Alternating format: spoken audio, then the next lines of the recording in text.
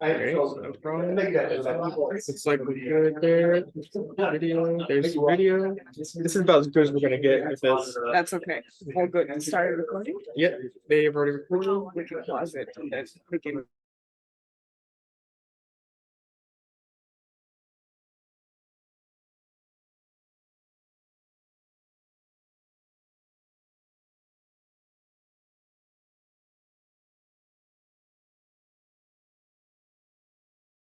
Are here to celebrate the publication of Governing Smart Cities as Knowledge Commons, a collection of essays edited by our very own Mike Madison, as well as Brett Frischmann and Madelyn Rose Sanfilippo, and published by Cambridge University Press.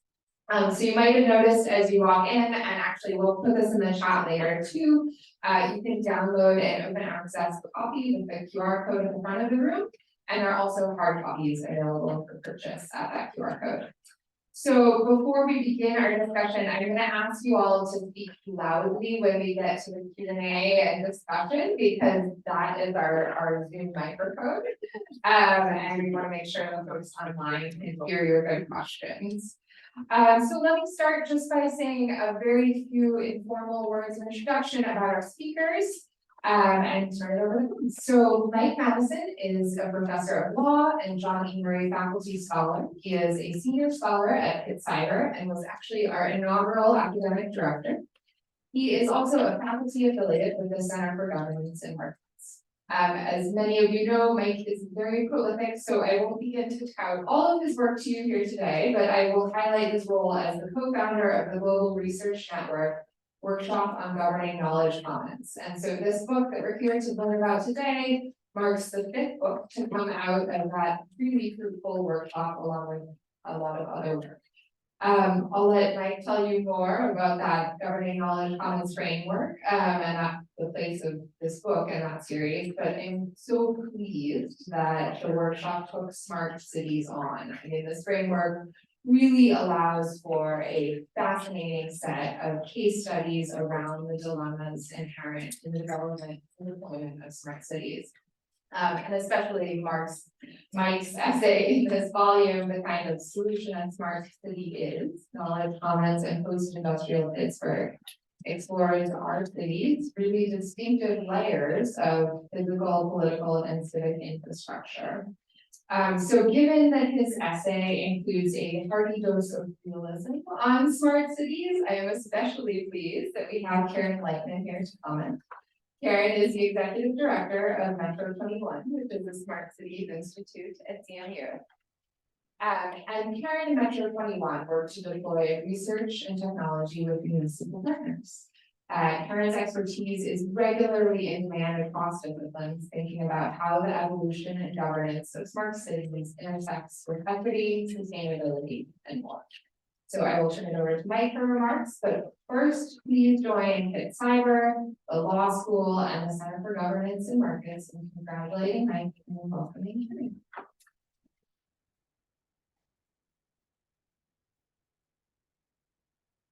Oh, be first. Okay.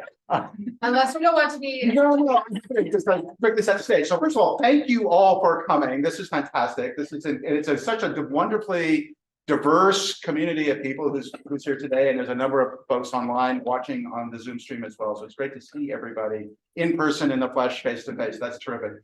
Let me just say 2 quick things to get us started, and then Karen and I have a big conversation, and then open it up for a chat. As Beth said, this book is itself the 4th collaboration of our Knowledge Commons leadership group. That research conversation that we've been working on this project as a Knowledge Commons research line since 2005. So for all of those of you who work in any kind of collaborative environment, research collaborations, other professional collaborations, when you find people that you harmonize with, from an intellectual standpoint, from a social standpoint, it's just the most magical experience that you can have. And so I want to give full credit to my colleagues who are not here today, and we couldn't quite figure out how to get them on the screen. Brett Frischmann, who is a law professor at Villanova University, Madelyn Sanfilippo, who is not a law professor. She is a superstar junior information sciences faculty member at the University of Illinois, who we tried to recruit to Pitt but we weren't quite nimble enough to grab her, and so she slipped away to Illinois. And then there's a fourth musketeer in the group who's not part of this book, but has been part of the project from the beginning, Kathy Strandberg, who is a law professor at NYU. So the very first presentation that we ever gave in public for the genesis of this whole thing was here at Pitt in the law school in 2006, and we've been plugging away ever since. So 4 books in print, 5 books in the series overall. There are, depending on exactly what you count, either 4 or 5 more books in the pipeline. So we're going to be up to about 10 within about 3 or 4 years. So you might say, well, what is knowledge commons? And I just want to very briefly mention what that is before we get into the nitty-gritty, hopefully talking about smart cities and Pittsburgh and things like that. The instinct behind all of this comes out of my earlier career as an intellectual property lawyer, right? So those of you who know IP law, you know patent law, you know copyright law, you know things that are intangible and immaterial, knowledge, information, culture, data. And the basic instinct that most lawyers bring to that conversation is, how do we regulate it? How do we motivate more of it? How do we make sure that bad things like piracy aren't happening? But we need legal systems to come in and structure things. Or if we don't have legal systems, maybe we just let the marketplace, right? Sort of market capitalism, startup companies, entrepreneurial companies, big companies generate stuff, circulate them, we all pay for it. So there's these two sides of kind of governance coin, private sector, public sector. And our instinct is that there's a big space missing in that conversation, which is what we call commons. And what we call commons means structured community systems of norms, formal norms, informal norms that occupy a really important space economically, culturally, and politically. So think Wikipedia, for example, is a good example of this, something that is productive, complicated, large scale, but community-based, not really driven by copyright, not really driven by private markets. The problem with this middle ground is that when we started, no one had really looked at this in a systematic way. A woman named Elinor Ostrom, some of you know Lynn Ostrom, won the Nobel Prize in 2009 for her study of commons in the natural resource world. So we're basically inspired by that trajectory to build a research field, which is really what we're trying to do, of that kind of research in the knowledge data, information, culture space. So it proceeds slowly. We've got a network now of several hundred people around the world, some of whom are law related, many of whom are not in law. We've got economists and political scientists and sociologists and historians. We want to be very inclusive in terms of the kinds of people who can participate in this. That led us to the smart cities piece. The reason we picked up smart cities is the last book we did prior to this was on privacy. And the interesting thing about privacy, very hot topic, everybody's interested in privacy today. Privacy is a social phenomenon. It's a collective, collaborative phenomenon, much more in many ways than it is an individualized phenomenon. If you think about privacy as a social phenomenon, that's going to draw you to something like smart cities. What's a smart city? It's technologies of data aggregation, surveillance, algorithms, analytics, that in their best senses are used, and this is where Karen's expertise comes in, uses to improve the quality of life and public administration in urban settings, which is a global phenomenon. It's probably the biggest thing happening in urban planning and urban design and urban development over the last 10 years around the world. It's here in Pittsburgh. Carnegie Mellon happens to have one of the world-leading research centers that Karen leads on smart cities. So when we decided to focus on smart cities as an example of collaborative production and management of data in context, I think I'll write a paper about Pittsburgh because I know a lot about Pittsburgh. I had met Karen just before the pandemic. And so it was a great opportunity to really sort of apply this large scale instinct to a very interesting case study. As you all know, we live here, right? Pittsburgh is a very interesting, complicated place historically, tech development, future of the city, and so forth. And so I took the opportunity writing my piece of the book, along with editing everything else, to really tell a very different story than you usually hear in the public media about what's happening on the ground. So that's kind of the wind up. Now let me hand it off to Oh, this is Karen. great. Oh, this is great. I also want to echo and appreciate seeing all these awesome faces and folks joining us. And we literally met, like, I think there were hints of a pandemic in China and in Italy, and we were over a charcuterie board deciding whether to eat and partake. So I was very distinct when I met you. And I think what I what I want to speak to, I've been at the Smart Cities Institute for a little over 5 years. Before that, I spent close to 20 years in the semiconductor business, where the birth of IoT and sensors and the bedrock of Internet of Things is the sensors and sensor technology. So I understand the supply chain and the use cases. And so I thought, there's a technology piece. And this is the thing that gets so fuzzy, is that when you're deploying these kinds of technologies in a public realm, it's complicated.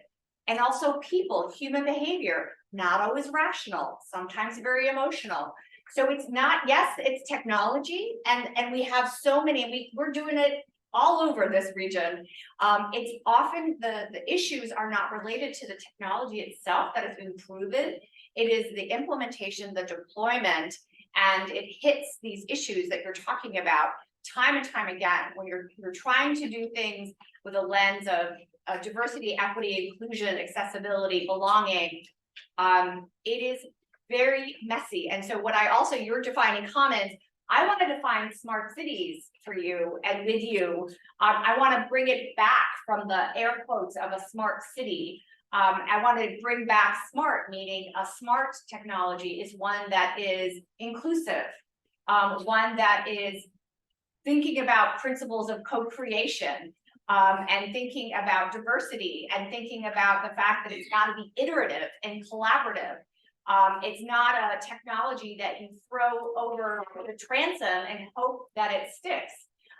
We've had a lot of, and so the work that I do at Carnegie Mellon, in collaboration with partners, some of which are in the room right now, is this what we call research development and deployment, with an emphasis on the D, which is this, a time-bound project that we do together that has goals that are basically, solving a real-world problem like landslides, simple things that are affecting a community in lots of different complicated ways. Maybe at first you think the landslide, the issue is related to infrastructure like buildings. And then you realize, oh, there's components of water and sewer and utilities and land use and planning and procurement. And it's this game of whack-a-mole, right? Is that you hit one issue and then several of these unintended consequences happen. And so it's really important that when we're talking about smart cities, that we deploy it in a way that is inclusive. And that's what your book and your chapter speaks to. And that's why I feel like, it was so exciting to read. And you also have a really interesting lens about what does it mean to be inclusive as well. And so the aspirational portrait of smart cities that you're describing often is not realized on the ground. Absolutely. And so it's that disconnect between what's actually happening and what we think is potential is really interesting to observe in a place like Pittsburgh, which is so historically embedded, as we would say, is like such a perfect example of this. So whether you know about technology or care specifically about technology or not, the kind of decision-making patterns, the kind of who's at the table, who's making these decisions, how is it justified that they're making these decisions, who's not at the table but should be, and in what respect? Those are all questions that transcend the specifics of the smart city example, but the smart city example is a really excellent way to disentangle these things. So I'm going to talk very, very briefly about how I went about producing this piece on Pittsburgh, because it illustrates what we're talking about. So I did what law professionals very rarely actually do. I went out and I talked to human beings. So I interviewed 20 people. This was the virtue of knowing a lot about Pittsburgh and being pretty well connected around town. So I talked to Karen was one of the people I interviewed for the chapter. I interviewed Mayor Bill Peduto, then Mayor Bill Peduto, who was a big booster of a lot of these kinds of systems. Other people in the mayor's office. I talked to people at Heinz Endowments, at other big foundations downtown. Bob Braddock, who some of you know, runs the Western Pennsylvania Regional Data Center here at Pitt, which is this phenomenal open data archive of governmental information. Heidi Norman, who runs the Department of Innovation and Performance downtown. Chris Velasco, who works for Heidi and is a University of Pittsburgh ISPIA alum. Aaron Dalton at the county. But also people out in the community. Some of you know Mike Skirpin, who is a super engaged community tech sort of entrepreneur, social entrepreneur out in Wilkinsburg. So I tried to cover a pretty broad landscape. When the people sometimes say, "What's the most interesting person you talk to?" This is an inside baseball thing for some people who know the history of this law school. Ben will appreciate this in particular. Ben Bratman. I interviewed Jenna Kramer. Oh, yeah. Who some of you know Jenna as the executive director of the Green Building Alliance, which is a really phenomenal organization. Jenna has done a tremendous job as its executive director, right? Green Building Alliance is an entity in Pittsburgh that works collaboratively with the public sector planning authorities and with the real estate development community to integrate smart systems and standards for smart systems into new real estate development here in Pittsburgh. So you want to know why there's so much green building in Pittsburgh? The Green Building Alliance has been very much at the forefront of this movement nationally. Pittsburgh really is a national leader in this, and Jenna has been a big part of this. Here's the Pitt Law version of this. Jenna started her career right out of college as a secretary at this law school. She was my secretary at this law school for a brief time many years ago. And the kind of person that you would identify as like super smart, super ambitious, and super talented, and destined for many, many additional things, which she has gone on to manifest in her career. But it is another example of, this is a very small place in many ways. It has a big history. It thinks of itself sometimes today. Pittsburgh does as a bigger place than it actually is. But the fact that it has this sort of small to large range, the history and the cutting edge tech that we've got with us today, means that you can navigate around to explore nooks and crannies of what's happening relatively easily, right? If you want to know who's who and who's making decisions, where the function and the dysfunction are, it's not too difficult to navigate your way from person to person. So it made writing this piece about Pittsburgh and telling this layered story about what's happening here fun, interesting, and I hope that it conveyed a sense of the complexity of how this is actually playing out. Yeah, no, and I think that complexity, and I was thinking about, examples of smart cities, oftentimes, and you talk about the Smart City Challenge that spawned a lot of this in the United States. Which I think in hindsight wasn't a successful program, right? The US Department of Transportation launched this challenge in 2014. And it was this idea of give us your best ideas for smart cities, and we're going to give you $20 million from the US Department of Transportation. And so Pittsburgh was a finalist. And what the good news about it is, like, money is such a great way, like the promise and allure of funding is a really great way to bring people together because everybody wants to, get that $20 reward. And so it brought together the universities closely with the city, and we thought, strategically, this predates me, but thought about what would it be, and it was the smart spines. And so building off of technology developed at Carnegie Mellon with $20 million and a lot of additional funding, it could have been realized. It has been realized many years later, but in bits and pieces and jumps and starts. What's interesting is Columbus actually won, but they didn't actually do what they say what they were going to do. So it's sort of like this, damn you, Columbus. But what's interesting is that it created this expertise and interest, and also some hard questions about who is this for? Is this really inclusive? Where should this be? And then also conversations about infrastructure. I mean, we are an industrial city with a legacy that has, we had, rickety roads and brick roads and sidecars and train cars. I'm losing the word. Thank you. I see this is where I need my audience participation. And so we have all these municipalities and everybody, lots of fiefdoms and silos. And it was this great example of what we could do if we work together. We're still not there, but it was a good organizing opportunity, and you did highlight that in your book. So I talk about that in the sense that, think about the kind of collaborations that emerged more or less from the bottom up as a response to that prompt, the Smart City Challenge. Think of it as a kind of pooling of resources, pooling of talent, pooling of expertise, pooling of energy, pooling of cultural awareness and cultural capital. So there was kind of an initial push that The vision, I think, initially was a very kind of top-down. Pittsburgh has a long history of big visions being imposed from above and very hierarchically and benefiting disparately different communities in ways that you still see paying out today. And I think some aspect of the response to the Smart City Challenge was we can do that again. We can we'll reignite the Allegheny Conference sort of planning hierarchy and influence, which we've tried to reignite over and over again throughout Pittsburgh's history. And it never goes terribly well in the long term. People you get hurt and people get excluded by that. And I think that you saw this as well, not only in the Smart City Challenge response, also for those of you who were here when Pittsburgh was bidding for the HQ2 Amazon thing. It was like, okay, we'll just everybody on board with this one, senior elite people led thing, and how that didn't work either. But it turns out if you turn the system upside down, you say, how do we motivate groups of people from in the neighborhoods, in the communities, different interests, different identities, different histories? How do you get them to see that their futures and their well-being individually and collectively depend on sharing their visions of the way forward, rather than trying to figure out how to simply identify their own individualized community way forward? That's a more common-y attitude because it's more organic, it's a little bit emergent, although you can put some structures around it and study it in kind of a patterned way. And then you've got that cultural layer, and then you're starting well, what are they going to do? What problems are they trying to solve?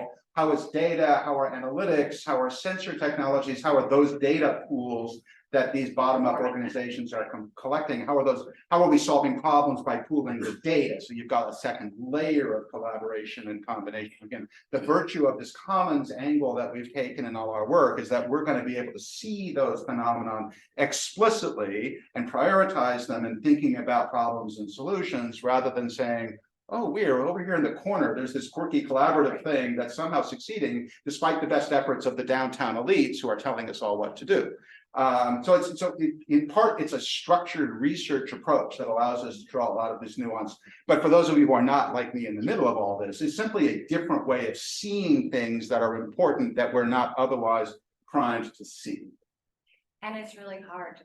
I think that's the other piece too, is that it takes a lot of work. It takes a lot of patience and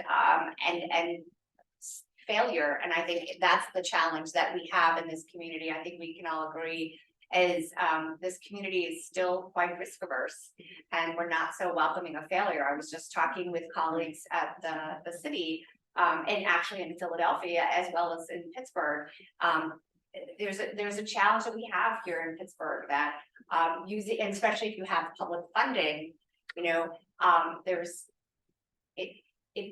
need to be thoughtful and intentional and inclusive, but you're always going to miss something. And so this idea of transparency and iteration is really important, and that is a part of the tenet of a commons. But that means you've got a budget for it, right? And you've got to have staff to facilitate that, and you've got to be willing to take risks, which means some of them will fail. So this is hard work, and there are, frankly, in smart cities, not that many success stories because of that. And so it's a challenge. And so, where smart cities making most of the progress is related to transportation. It's somewhat related to lighting, like smart lighting. It's and then it's sometimes related to air quality and air quality sensors. And then things like security and ShotSpotter that are rife with complications, and then issues related to facial recognition, rife with complications and issues that relate to law. So it's still early days, but what's interesting is that it's not a technology issue. It's about the implementation and application of those technologies and the policies and the people. And the community governance. Absolutely. So what you were saying about the risk of being open to the risk of failure and learning, that's so important, and it's so consistent with the way we frame all of this commons research. We think of these as large scale and then sometimes small scale feedback driven systems, right? So these should be, if they're done well, they should be learning systems, and that's the big contrast in this book between thinking of these as learning systems, adaptable, pragmatic learning systems where the feedback loops are baked in, Right. as opposed to what you often see in the smart city, kind of the commercial space, not what CMU does. But I did interview some people from, talked to a couple of people from Dell, which is a big vendor in this space, talked to somebody from Siemens, who's a big vendor in this space, right? All the big name tech companies that you would imagine, this is a big opportunity space for them to sell stuff. And not at this, the difference is you talk to people at tech companies, it's very interesting because you get a different answer. You're talking to the salespeople, Right. right? For them, this whole learning idea, not at all, but they're in the business of selling solutions, right? Deliver the tech, implement the tech, everything will go well. If you go up a level or two, at, either at the management level, or these companies typically are big enough and thoughtful enough to have people whose job really is to be reflective on policy questions and research questions. If you talk to those people, this conversation harmonizes what way they think very consistently, but there's a problem inside the company in translating that higher level perspective into the behavior on the ground. Because oftentimes, obviously, salespeople are compensated in ways where the solution attitude is what drives their behavior. So again, when you start looking at this, in my frame of reference, you look at this as a commons system, Right. multiple interests, identity, stakeholders, communities, commercial, non-commercial, public sector, local, neighborhood. You have to put those together in some coherent neighborhood, in some coherent story. And that in each of the chapters in the book, we've tried to do a flavor of that. My chapter is about Pittsburgh. Brett Frischmann's chapter is about Philadelphia. We've got some stuff that talks about historical urban planning, right? So this idea of the smart city actually goes back with a different technology base, but it goes back to ancient Greece and the original idea of urban planning.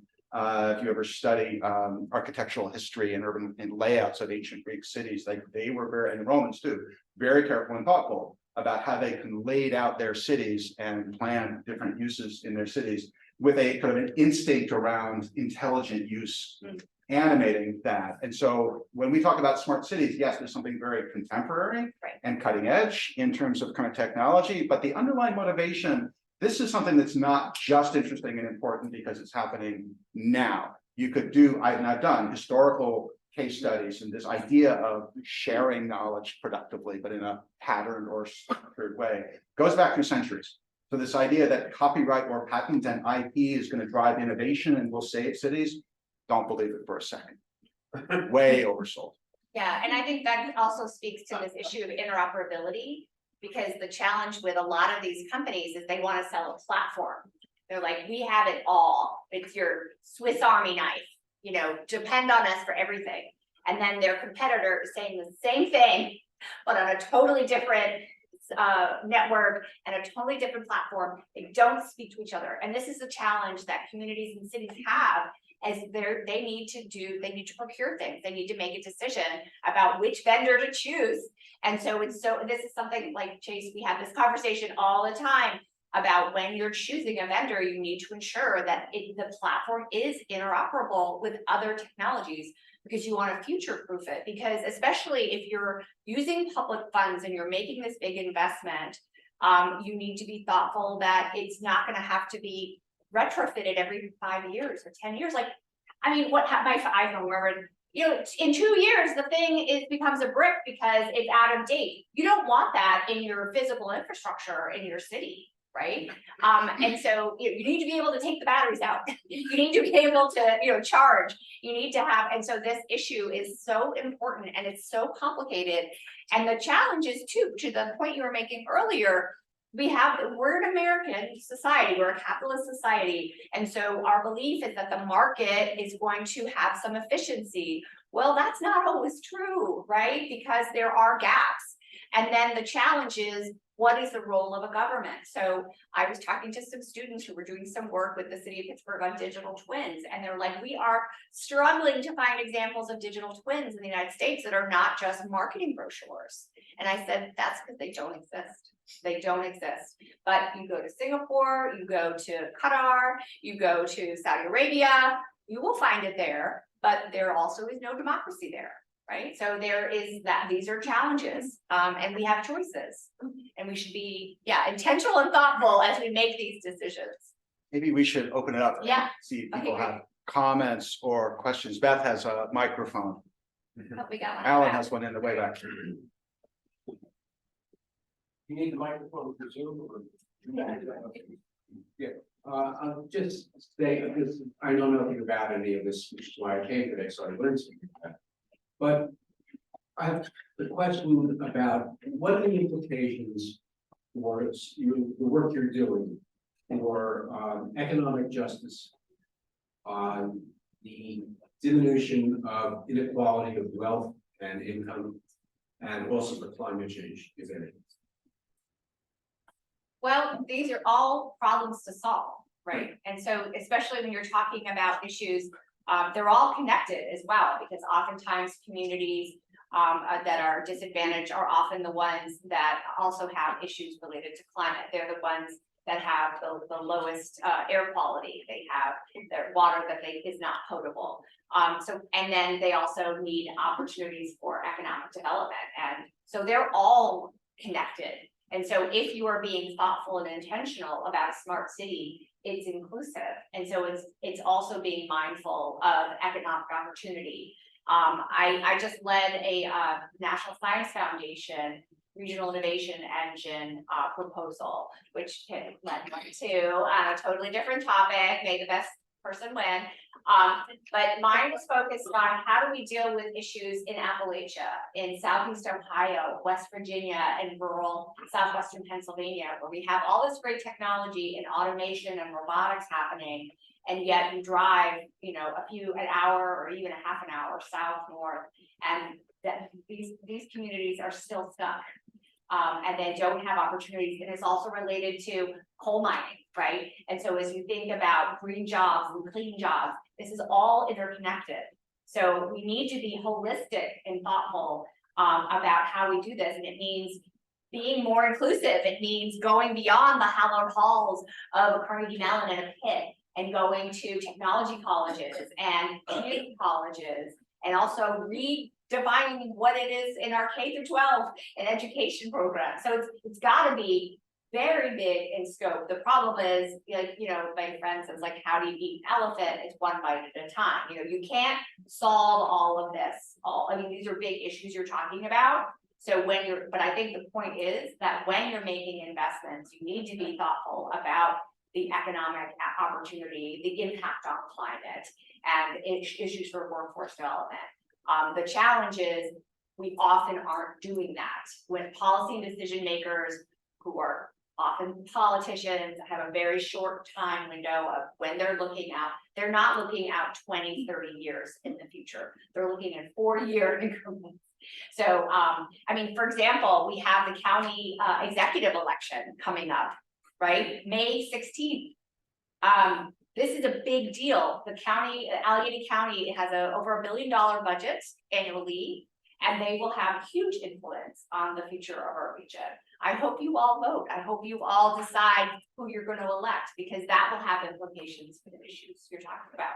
I talked a lot. That's okay. You're very passionate, which is great. Let me just add one thing to that, which is that as important as elections such as the county executive election can be, and in this instance are, one of the implied and sometimes explicit, but mostly implied elements of the knowledge commons research generally, and this is building on Lynn Ostrom's work, and we very much continue this in the themes of ours, is that we have more power than we imagine as members of the community, as citizens of the community. And I mean that not in kind of the abstract, we all can kind of wish climate change to improve because of like our daily habits and that sort of thing. What I mean is that focusing on communities and governance within communities operates at a very micro scale, all the way up in kind of a nested Russian nesting doll way, all the way up to the largest scale. So what's happening at the county executive, right? So the stereotypical way to think about that, so Jared Dickinson is sitting here in the front row, right? Is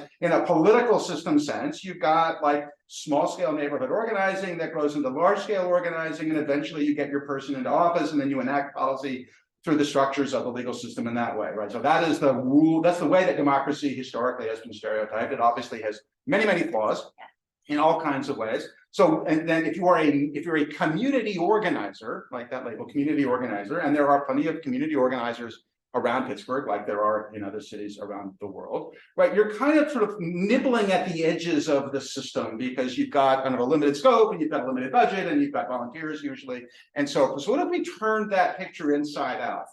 And we said we wanted to prioritize the organizing effects and impacts of people who are in the neighborhoods. Again, Russian nesting dolls, right? So small scale neighborhood organizing. So instead, and then on a larger scale, and then grow that up and to the point where the county executive or the mayor or whoever it is in the formal political office is more of a collaborator in a political system in terms of not really power sharing, but this is the commonsy idea, right? You've got genuine community engaged governance across the entire system. Like when I was doing my research for this paper, right? So many of you have probably participated in versions of this, the city of Pittsburgh and the county, but especially the city of Pittsburgh have like neighborhood engagement or community engagement, kind of listening structures and all kinds of topics, not really on this stuff, but things like art. I'm really interested in public art in Pittsburgh. Pittsburgh is actually pretty low hierarchically in the sweepstakes here. We have less public art in Pittsburgh than many other peer cities do. But there's a board in city government and they do outreach and they connect with, but it's very much, you know, the powers that be come and have a local conversation in the community center to hear what the community thinks. Like that's kind of an old style democracy version of this. But I'm talking about a much more kind of full body contact, kind of community engaged, participatory, bottom-up development of what should the systems be, not just what should the policies be, but how should this actually function on the ground? Again, it's a little bit abstract because you really have to do the nitty-gritty research to figure out what's happening now, to figure out what the problems are, and then figure out what the governance system looks like to imagine solving those problems, not simply taking the current political system as a given. Not that it's unimportant, but that we tend to prioritize it ideologically for historical reasons in a way that we just don't see the possibility of better alternatives. If you're in Singapore, Seoul is another example of a city that has a lot of this stuff, right? The hierarchies of government like work very, very differently. So the idea of commons-based governance is like not unimaginable. We've got good colleagues doing commonsy work in Seoul and Singapore. But you just have to be adaptable to the way the formal structures work in order to imagine how you can try to build some different ones. Maybe Danielle and then Paula.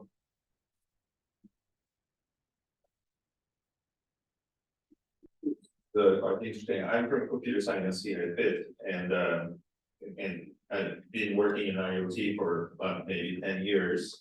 And the idea of commons, I didn't get the sense whether you're optimistic or pessimistic that it will work or it will not work, because there is the technology, it has not perfected that towards the point, and it's not only interoperability, right? And there's technical issues, but there's also the people issues. I love the idea of the commons, right? Because we're at a university where we should be espousing these ideas, but market forces will say, well, I want your data, but I don't want to give you my data or my analysis, right?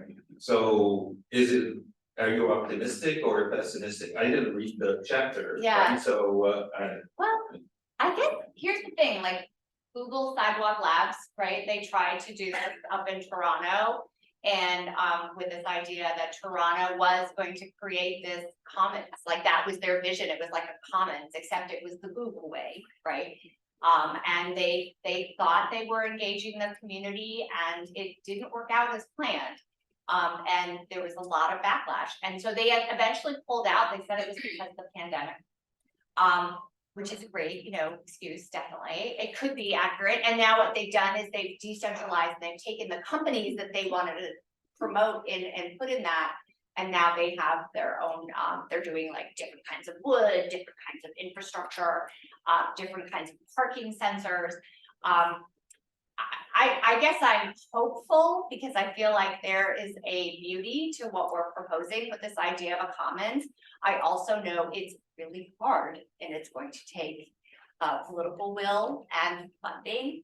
But I feel like having more conversations about this, and then I have a colleague at Carnegie Mellon who's in the School of Architecture, Stefan Gruber, who is now the head of the Remaking Cities Institute. He's been a leader in this work for decades as well. So I feel like there's a there. But it's gonna take more conversations like this and more conversations with computer science about this as well. Yeah, the Sidewalk Toronto is a really interesting case study of what the opportunities missed. I think the problems might, the pandemic was kind of an excuse for Google to walk away there, but both Pitt and Carnegie Mellon, in different respects, and many research universities and private companies around the world are guilty of this. They walk into a complicated setting like an urban planning kind of opportunity like Sidewalk Toronto, and they think, okay, well, it's all a question of computer science and engineering. Right, we're just going to get all the tech people who like are masters of the universe because of that kind of intellectual hierarchy that somehow has been absorbed by so many people. And if there are problems and conflicts with the people, or there's competing priorities in terms of public policy, we'll get the lawyers to come in and kind of clean it up, or that's like a second stage, is to do what I would call governance, which is a more inclusive term, not just about the law and policy stuff. And Google very much, this is sort of consistent, with Google's attitude about many things. They're going to go in with this big technical solutionism attitude, and then if they run into headwinds, and they ran into some big neighborhood headwinds in Toronto, including some law professors, I'm very happy to say, like governance sort of reared its head because they had not thought about governance, and they weren't able to pivot and accommodate, and the whole thing kind of fell apart. So the message, whether it's in the smart cities environment or any other complicated tech space where you're talking about data governance, data algorithms, AI, et cetera, is to get the governance stuff up front. Right, doesn't mean bring the lawyers in to tell you what not to do. It means bring in imaginative people who are using legal systems and other normative systems to figure out what you're trying to accomplish. Bake that conversation into the design conversation at the front end, so you're doing it as she said, carefully, purposefully, intentionally from the get-go. You're always going to be adapting. But if you want to be optimistic about this, it means reversing the polarity of some of the ways we prioritize the substantive conversations at the front end. Yeah. Great.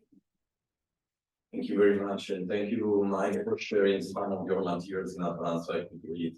I'm a visiting professor of law here, but I'm also a professor of public policy and public administration, so it's very interesting conversation about this. One area I'm working, as you know, Mike, is international trade and environment. So in this area on global governance, and one of the big terms that is used in this area is really global commons. And commons in the sense of non-trade concern, how to balance globalization governance for human rights, climate change, consumer protection, right in food safety, all these issues all together. So when I was reading and listening to you, that was bringing this type of thinking about how this can be actually connected at global and local.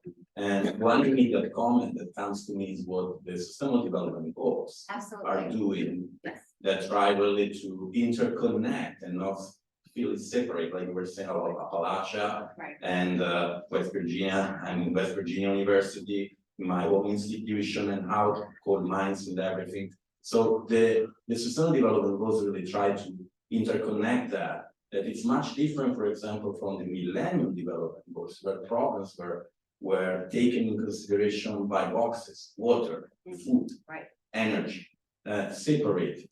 By contrary, the Sustainable Development Goals try to really see where this common needs to stop and leave space to the other common to not interfere or to not overstep.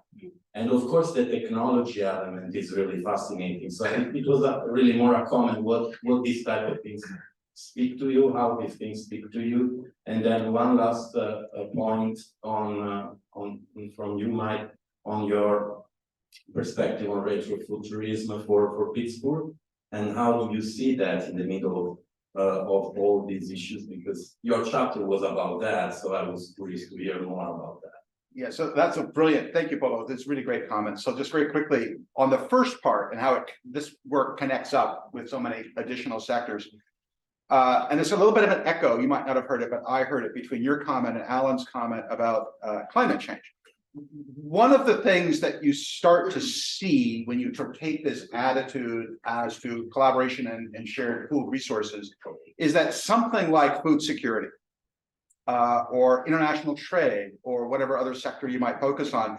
There are elements of material resources that we're worrying about sharing or distributing in appropriate ways. But within those systems of material resources, there are important layers of shared knowledge, shared data, shared information, shared culture. Right. And you can, so one of the books that we have in the pipeline is a book. This connects up with what Alan's question is about. But one of the books in our pipeline is a book about knowledge commons in environmental policy.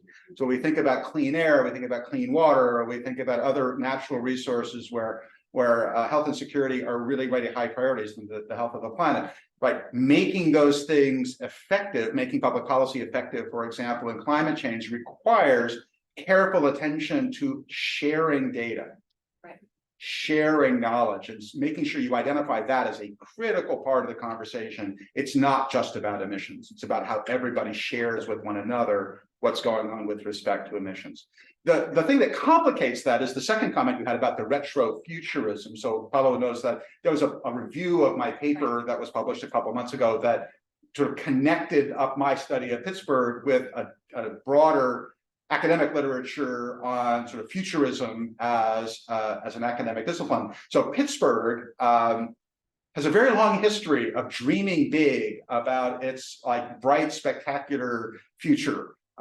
This goes back to the early part of the 1900s, when we all know Pittsburgh was a dirty, gray, sooty, coal and steel fueled city, right? But even then, in the early 1900s, the city fathers of Pittsburgh used that term very intentionally because that's who those people were.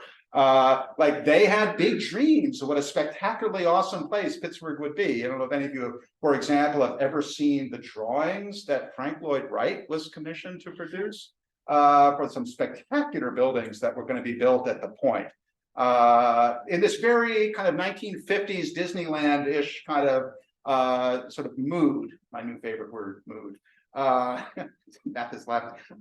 So I think it's all connected, because if you get too invested, as Pittsburgh leadership often has been, in these dreams of big, bold, transformative, like it will save the city, right? Amazon HQ2 will come to Pittsburgh and everybody will get a job and will be important again as a city the way we were in 1952, right?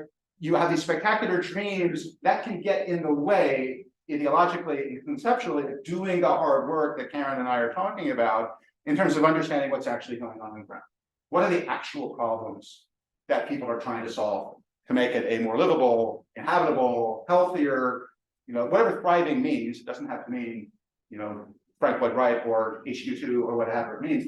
Thriving can mean lots of things, but you have to be very careful and empirical about that to see how these systems are working. And that's, it takes patience, it takes time, it takes money to support that work. Right. And that's why a lot of people don't do it. They'd rather dream. I'm gonna say yes, ditto, 1+1 for me, because I know we have more questions in the audience. We're academics, we work for free.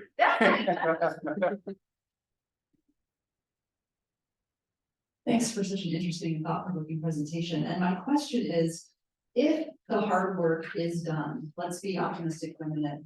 And let's say a few of the next steps are taken that you envision and that you talk about and that you discuss, and I haven't had a chance to read the book yet. What might I, as a citizen of Pittsburgh, do differently, see differently, experience differently, engage differently with my neighbors after a few steps, and maybe if there's time, right, looking at, like, say, a decade. Let's say we keep on climbing this mountain and making the progress that you're talking about in a decade.